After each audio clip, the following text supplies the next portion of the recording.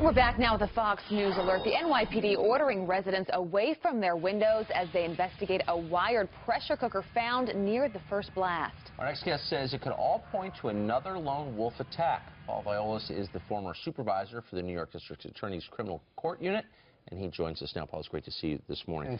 So Hillary Clinton and her lackeys in the press are attacking Donald Trump for calling this a bomb. What else would you call it? Well, that's my question. No, seriously, you create two separate... No, okay. Call it what it is. You know, it's a bomb. And there were two bombs. It's like the one in New Jersey. There's a pipe bomb. What else do we call this?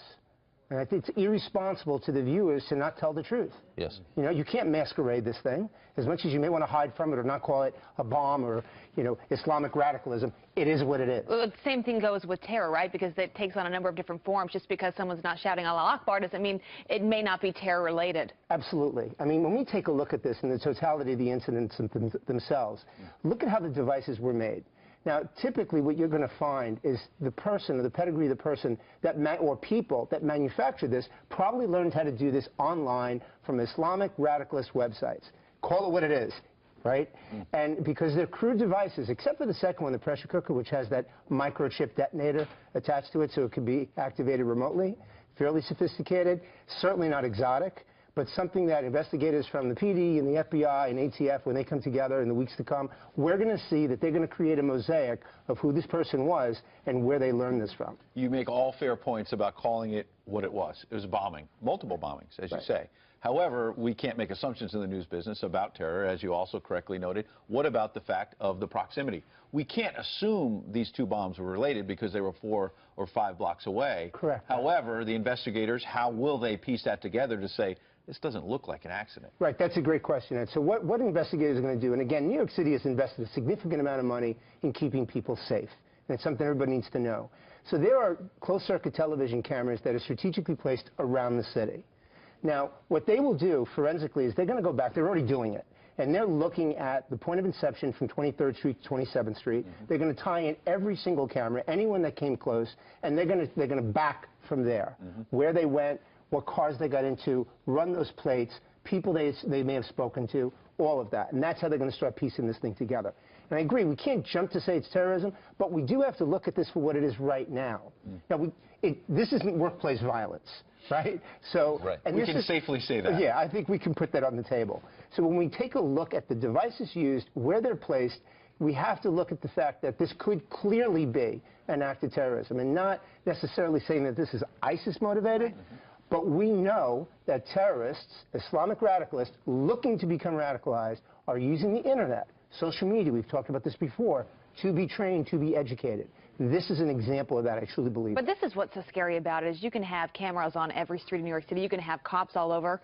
But at the end of the day, you know, you have someone that just walks into a store and buys these parts and puts it together in their home kitchen. That's almost impossible to stop when you talk about a city as big as New York City. I mean, what are we supposed to do? Well, see, that's a great question.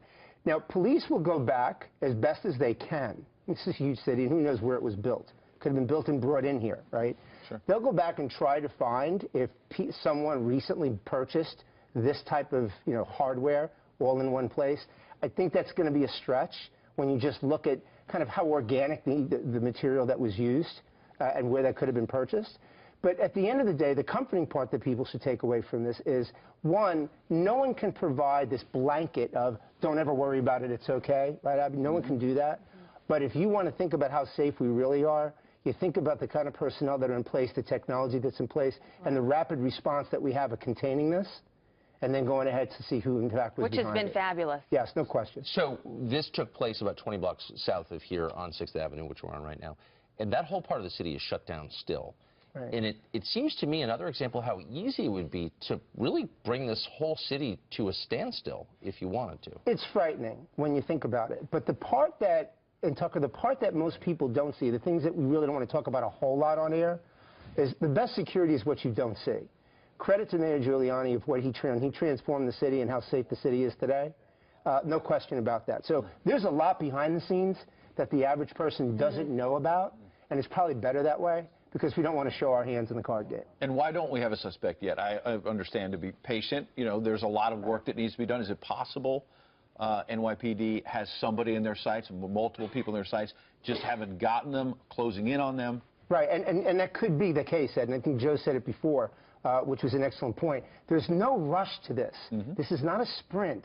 It's a marathon. And our viewers need to understand that just because we haven't popped up and given them a person yet doesn't mean someone isn't in the crosshairs. Yeah. They're going to take their time. They're going to communicate. You're going to have agencies that are going to work well together.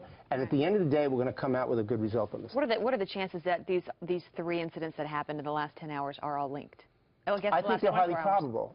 I mean, calling it what it is, it's highly probable. Because when you have a pipe bomb in New Jersey and hours later you have 2 separate bombs 4 blocks away, I don't know.